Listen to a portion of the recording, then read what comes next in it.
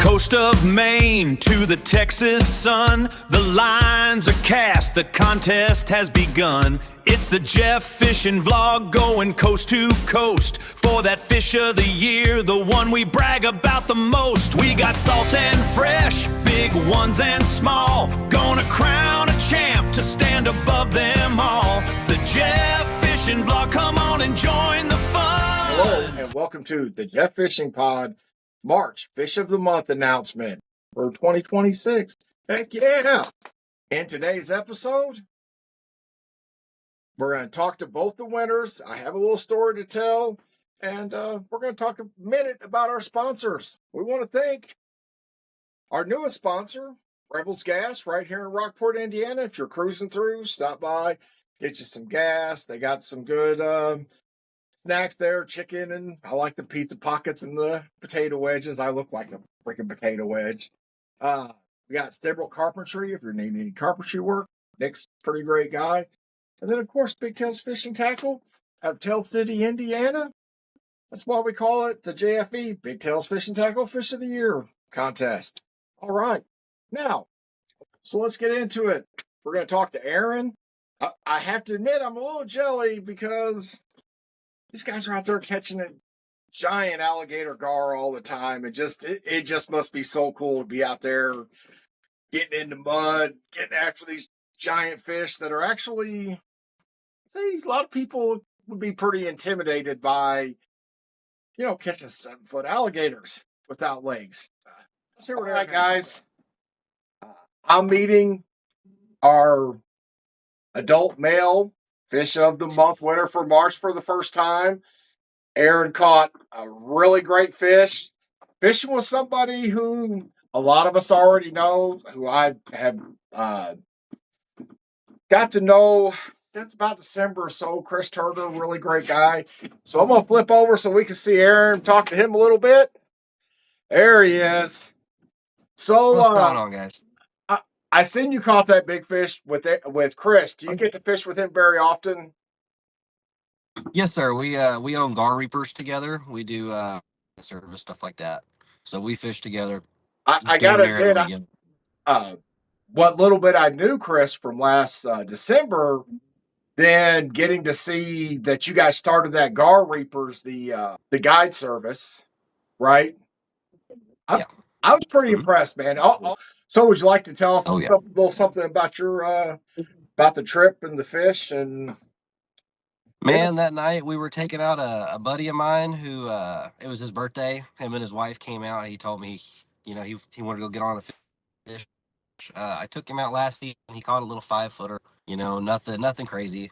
A little. And so we went out to a spot. Yeah, a little 5-footer. We went out to a spot that we knew had got some big fish in it. We had caught some big fish in there previously throughout the previous years, and coming into early March, it was still, water temps were still pretty cold, so we weren't expecting much action, but it turned into a real good night. We caught everybody caught a fish. Oh, that's good. I happened to be the last one to catch a fish that night. My rod didn't run not one time all night long till about 2:30 in the morning. Are you guys like parking and walking to the spots? Or are you taking boats to the spots? So this particular spot is a walk. It is probably about 600-700 yards from the parking area down to the spot we were fishing. Pretty good hike for this. Yeah, for this trip in particular, it was definitely a good hike. It was just a good night. That rod in particular had the biggest bait on it out of the night. It was a big old carp head, probably about every bit about that big around. And so when that rod started running, we knew it was something decent. And when I moved to this area and started fishing the Ohio River, the more I done it, the less and less scared I got about throwing on big baits. This big, whatever. There's something out there. There's something to eat it. And the thing is, I might not catch them every time, but when you do, odds are that it's going to be a bigger fish, right? Now I have off of 10-inch bluegills, I have caught 2-pound catfish. So 100%, you will get the smaller ones, but at least you Oh got yeah, the back. we've caught little smaller off the bait. Uh, I That want to make happens. I want to make sure I say this before we get too far into it. I probably should have said it at the start. But do you have Uh-huh. any channels or any products or any sponsors you'd like to plug? If you're ever looking for any of our leaders and stuff, we are in a couple stores locally here in Texas. We've got a couple stores down in Corpus Christi, Texas Procast, and then Romaire Bait and Tackle over here in the Liberty area. Um, they've got our stuff in stock. Go ahead and check out the Gar Reapers Facebook page too. You know, all of our content's on there, as well as all the info for our guide service and leader sales. I'll make sure and Yeah, tag that whenever I can on wherever I post this to. cool. And then TikTok, yeah, our leaders are available on the TikTok shop through there as well. They are available on the TikTok shop. Yes, sir. Now these are so you guys are catching and releasing these gar, right? Yeah, 100%. I'd seen years ago watching some videos of them catching the big gar, to where they would basically use like nylon. Instead of using hooks, they would use nylon, and then when they would go to bite Nylon rope. it would, I guess, it would tie it around. But I would think that they were having to be harvesting the gar if they're using the nylon rope. I can't imagine you would be able to cut that loose. So I've never caught gar that way. I've got buddies that have caught long nose gar that way. Long nose gar have those real fine teeth, and That's it works really well that way. Gator gar are a little different. They got some much bigger teeth. They're not really gonna get tangled up in a nylon rope as well as like a little long nose with some needle-like teeth. that's So what we have here. different Although species, but it does work. they say there's alligator gar here. I've never seen any, but we've caught the long nose gar. One year, a few years ago, I caught a 51-inch long nose gar. I thought it was going to be good enough for the Indiana Fish of the Year because every year before that, it was like 42, 41, 40, 42. And then the year I catch my 51, another guy catches one that's 56. Somebody gets us a bigger one. And when I'm reading it, like I'm looking all the time, waiting, because when I caught it, I'd caught it kind of late in the year. So I'm looking and I see the 56, and I'm like, what year was that? That's got to be wrong. And I'm going, no, Yeah. and I have to say, man, he went out and caught a 56 incher, man. More power to that guy. He earned it. He deserved it. That Yeah, was that's a really big cool. long nose. Now, how often do you guys get out and fish? When it's summertime, almost every weekend. Every weekend. Last year, Almost. I was able to get out and do 52 times. I think I'm a little off of that right now. Although I do have a 12-day vacation coming up, and if I fish every day, that's going to make Oh, up for be fishing every day of that vacation. that. That definitely make up for that. Heck yeah. Man, I appreciate talking to you. I'm glad you pulled over, took a minute Yeah, it don't bother me none. from me, Deborah, Big Tails Fishing Tackle, Sibrel Carpentry, and my local Rebels gas station. I want to congratulate you on your 2026 March Fish of the Month. Good luck for the Fish of the Year. Keep sending them in the rest of the year. We appreciate all the photos. I don't care if they're this big or if they're this big. Catching fish is a reward in itself. And then whenever you 100. can win a little award or at least get to compete for a little award, it's Yeah. I enjoy it. And I like that it's gotten big enough where we can do an award for an adult and an award for a youth, and then at the end of the year being able to do for the male, female. Right. As of right now, since I have paid subscribers on Facebook, which is just $1 a month. If you subscribe, I'm gonna send you a real neat little sticker, and then more stuff as I get more stuff. But we're gonna do a subscribers favorite at the end of the year also. So that'd be interesting. Yeah, that's one of something to look forward to. Perks I'm offering for the subscribers, to where it's they get to have their own, get to vote on everything at large, and then do that. I appreciate you. Good luck. Keep Chris and that little gar queen in line. And yeah. heck yeah. All right. Well, thank you. Y'all, how cool was Aaron? Appreciate all those guys out in Texas sending in these photos. It's really grown the contest just a lot this year. So thank you, Aaron, Gar Reapers, Chris. All you guys are great. The next winner we're going to talk to is now a 2-time JFV Big Tails Fish and Tackle Fish of the Month winner. We're going to talk to him a little. We're going to talk to Colin a little bit, and then I'm going to talk to his dad a little bit, who I've known, I don't know, for a lot of years. And Dave is just really a great guy, and I appreciate everything he had to say in this little interview. We need to get together and fish together again. Like, you're catching bass like that. That's pretty good. When I seen that, your dad sent me that picture. I thought it was pretty good. It looks pretty nice out there. How far are you away from that lake? About what is it? Half mile? Yeah, about Oh, half mile. that's nothing, man. We used to walk, we used to take that walk to Drexboro Lake or Old Number 2. That's what, about a mile and a half? Yeah, the deep hole, all that stuff, man, all that old school stuff. So hang on, let me do this here. Let me do this here real quick. My Oh, wife's we're gonna over there switch laughing over. at me. We're gonna see Mr. Collins. So, on behalf of myself, Big Tails Fishing Tackle, Sibrel Carpentry, Rebel Gas right here in Rockport, our private sponsors and subscribers here on the Facebook channel, I want to congratulate Colin for being our March Youth Fish of the Month winner. Everybody give a big round of applause. There's nobody here. Mr. Colin is a 2-time Fish of the Month winner. And I think he's just got this infectious smile whenever he's holding a fish that just really draws everybody in. Because when he wins, it's not necessarily like the biggest fish caught that month, but both times it seems to be the biggest smile. So how are you doing, Colin? Doing pretty good. You getting to do very much fishing this year? Stop laughing at me. I'm not laughing at you, baby. I'm happy for you. It's exciting. I didn't have this whenever I was your age. That's right. I told him before you're done, you're going to have that entire wall covered in certificates, aren't you? I wish. You wish? Well, you got 2 of them now. I'll be meeting up with your dad here next week. I think I'll get some days off next week, and I'll make sure you get hand deliver that certificate. You want to tell me about catching that fish? I did it by myself, which is actually pretty surprising. That's always a big deal. Did you go by yourself or did you just catch it on your own? Caught it by myself. Nice. Yeah, I was with him. What were you using? Artificial worm. What color?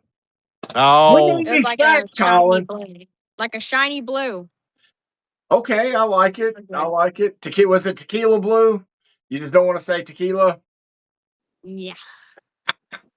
to be honest with you, the worm didn't even have a tail on it. It was like a straight worm that he caught it off of. You know how some have the spiral where it spirals in the water? I Whenever do. you're reeling it in, it was a straight worm with no spiral tail. My cousin Jason's boy was using a I forget what they're called. They're yum dingers, but that's not what they're called. They're just them little like 4-inch baits that you just hook right in the middle. Using a wacky rig. There you go. I've been doing too much catfishing. That was pretty close to it. He his uncle Nathan actually got him a big tackle box with a bunch of lures. Of course, we did too. And this year was the first time. Of course, nobody around us locally had any worms, and he was wanting to go fishing. And he's like, "Well, I've got these artificial worms. Can we try those?" I said, "Yeah, let's go ahead and try them." And he tried them, and sure enough, he's had pretty good luck out of them so far.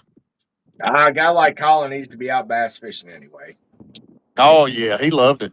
That's seeing I him. have to send. I have to send you the video too. Well, heck yeah, I like to see that stuff all the time. But no, he's excited. He didn't even realize I entered him again. He's tickled to death. I bet No, you he loves figured. fishing. I bet you figured it out when he had you go outside and was holding that phone up, didn't he? Didn't you? Yeah.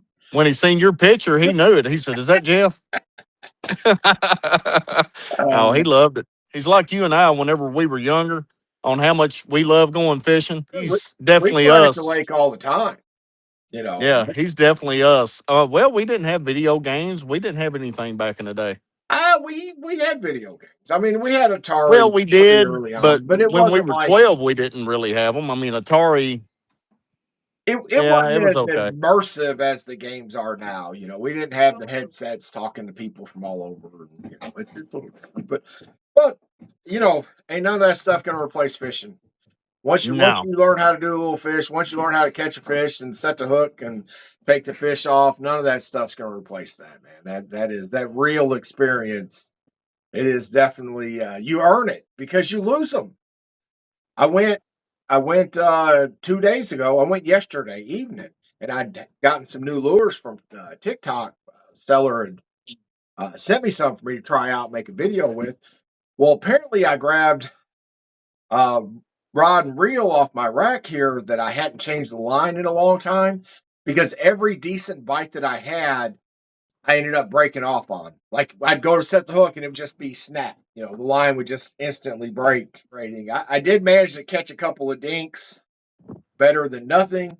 And the last one I'd got a bite on was probably like a 2 or 3 pounder, which would have been made for a really good day. And then not getting that hook set I was just like, all right. So was it bait? Was it bait, plate, or throw it back in the lake? Well, I'm out there fishing in Christney Lake. They're definitely thrown back into lakes. I get you. Like my brother said, don't get in trouble with the DNR, and I am not getting in trouble with the DNR. I hear you. Colin, congratulations. Do you want to, even though you didn't know people were voting for you, you want to go ahead and take a minute and thank everybody that voted for you? Yeah. Yeah. Yeah. All right, go ahead. Say Thank you, everybody, for voting for me, even though I didn't know that he signed me up. So, That is awesome. Well, hey, I'm going to go ahead and talk to your dad for a minute, if that's all right. yeah. And we appreciate you. Get out there and catch some more fish. Let your dad secretly enter you some more. Okay. Love you, buddy. All right. No, that's pretty awesome. Hang on, Dave. So this is Dave, a buddy of mine that I want to say I've known him since I've been about 12 years old.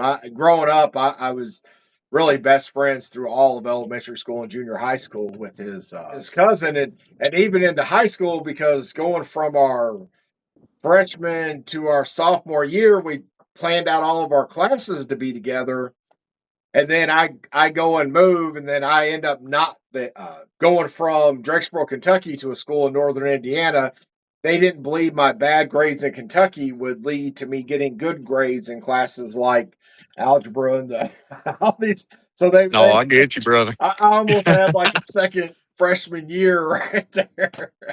Oh, I've been there. I know what you're saying.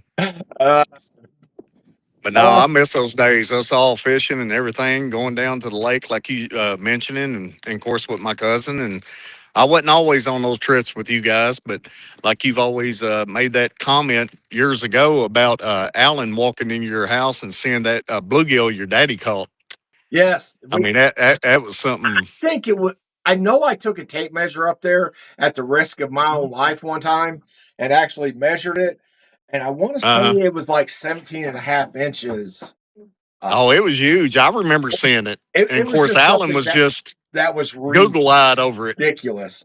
And one of the for anybody that's watched this, one of the special things about getting to talk to Dave now was the very first episode I done of the Jeff Fishing vlog. Whenever I came up with the idea of doing this, and like I'm going to start doing this, was I told a story about Alan, and a story about Alan and my dad, and about how I used to go and watch Bill Dance and Roland Martin over at his house. Like we would time it out. And he would tell me, "Hey, I'm going to be at my house on Saturday, or I'm going to be at my grandma's house on Saturday." So I'd go over there Saturday morning. They had cable. We'd go over and watch Bill Dance, and we'd come up with this question of because Bill Dance was talking about the barometer and when the best time to fish was, and like kind of all this technical jargon of it. And of course, here we are, probably third grade. So we're like really digging like the technical aspect of it, like feel like we're pretty smart. So we decided that my dad was going to be the final arbitrator of when the best time to fish would be.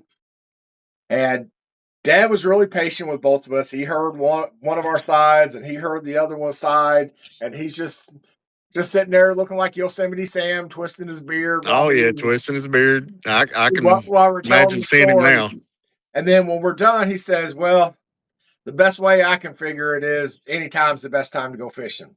Like anytime you can go." So we nothing wrong with it. We were thought we were being a little on the smart side, being technical, and he's like, "Listen, this is just practical. If you can go fishing, if you got the time, you want to go, don't worry about none of that stuff. Just get out there." And I found that, like, some of my bigger fish and people that I know, like, really uh, getting to be part of a bigger community, especially throughout the country, that a lot of times our biggest fish are coming on days when we just don't expect to have success, man.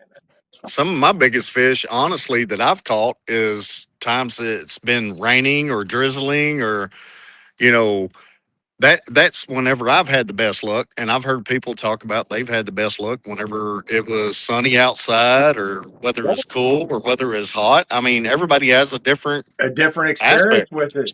Heck yeah.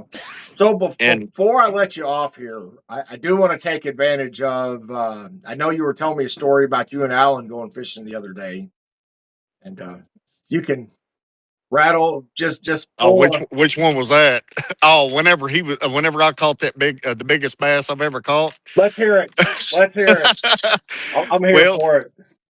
well, I was fishing with my uncle and my cousin Alan. Of course, both of them's name is Alan. We called him Little Alan, called him Big Alan, Right on. and we were fishing at a local lake, and I caught one of the biggest bass that I've ever caught my entire life. And Little Alan, which is my cousin, he helped me get the bass out of there. Because he had the dip net and everything else. Well, he took it off the hook, and like most people do, they go ahead and they put their the fish back in the water a little bit before you either put it in the basket or put it in the boat, in the live well, however you do it. And the next thing I know, the fish just start swimming away, and I look at him, I'm like, what did you just do? But now looking at those memories, I wouldn't pass him up for anything. But that was the biggest bass, and it honestly probably weighed close to 5 pounds. Hey, I mean, yeah, it was a decent size. yeah, that's one of my questions was going to be at the time, was because you said it was your personal best at the time. I'm thinking, you were pretty young whenever all this happened, right? Yes. I was probably about 14, 15. I can't imagine it took a very big bass to be your personal best. No, bass wise, it was my personal best. Catfish wise is a different story. Um, But bass wise, yes, it was definitely so my you personal guys best was weren't about 5 pounds. you guys weren't even keeping fish on that day, were you?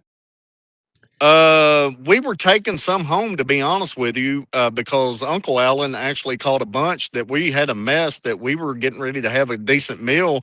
Then when I caught that one, I mean, I was just thinking, hey, that's a heck of a meal. And luckily, it still wasn't spawning season. So we didn't have to worry about, throwing it back because it didn't have a belly full of eggs. So he shouldn't have let that go whatsoever, right? That's I think he he did it played. on purpose. That's funny because I've never known of him to really be jealous. Now I don't think he did. I think it was an accident, but I always told him, I said, I think you did it on purpose. No, it's pretty, but I don't, it just is what it is. I'd lost one But of I my know brothers. Yes, I lost one of my brother Jesse's, his biggest catfish, at least at that time, probably still to this day. We were fishing down at the dam, and he'd caught one that went probably 20, which was bigger than really, my biggest at the time.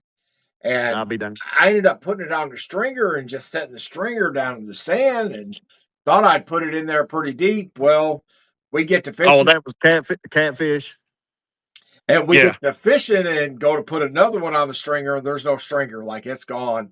Oh man. And man, he was mad. He knew I done that on purpose, and I was just jealous because he caught a bigger catfish than I ever had.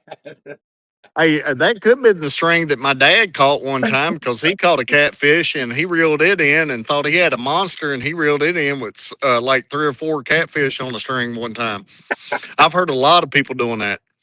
One of the best fish stories I ever heard was my Uncle Jim, who really doesn't fish. Him and his wife bought a house on a lake. Anyway, so she, like, there's fishing poles and stuff left over from the previous residents. So she goes to go fishing, and I think she catches 3, not 1, not 2, but 3 $20 bills while she's out fishing. Really? Oh my Lord. That's pretty sweet right there. I'd say, man, that's a pretty good day. You just get out there and hook $20 bills, man. You know, heck yeah, I'm helping make that first house payment. Uh, Didn't look around looking for IRS anywhere, did you?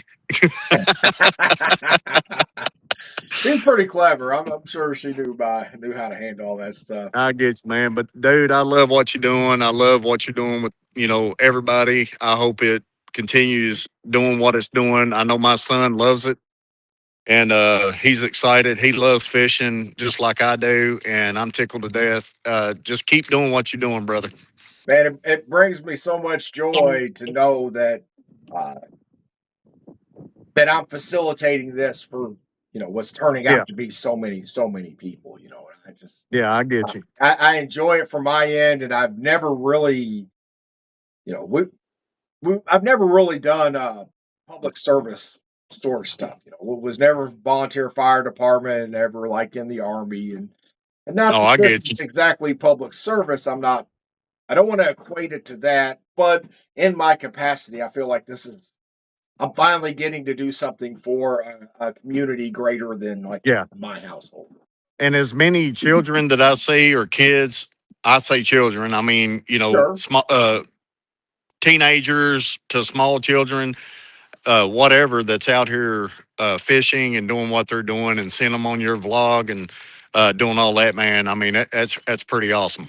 Just being able to see that, and I think you're doing a good justice. I mean, not a lot of kids are out there fishing anymore. A lot of people are out there doing things that they shouldn't be doing, and for what you're doing to represent the fishing community and all that, I mean, it's awesome. Dave, I appreciate you saying that. Uh, it ain't often that such an old friend would have so much nice stuff to say about me.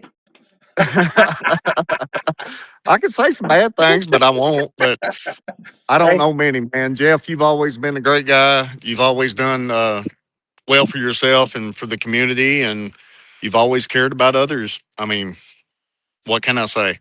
love you, brother. I'm gonna let you go and see if we can finish this up. What we can say is best time to fish is any time, and keep sending them photos in. Heck All right. yeah!